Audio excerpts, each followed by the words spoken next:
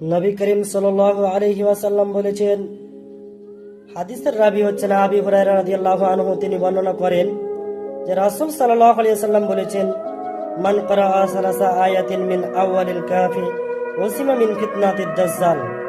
কোন ব্যক্তি যদি সূরা কাহফের 3টি আয়াত মুখস্থ করে পাঠ করে, তাহলে তাকে দাজ্জালের ফিতনা হতে রক্ষা করা হবে। তার মানে পৃথিবীতে দাজ্জাল আসবে, পৃথিবীতে দাজ্জাল আসার পর বলবে, আমি তোমাদের রব, তোমরা আমাকে রব বলে গ্রহণ করো, স্বীকার করো। উল্লেখ্য যে দাজ্জালের এক হাতে থাকবে জান্নাত, অপর হাতে থাকবে জাহান্নাম। দাজ্জাল এসে মানুষকে এমন এমন কারিশমা দেখাবে, মানুষেরা মানতে বাধ্য হবে যে ইনি আমাদের রব।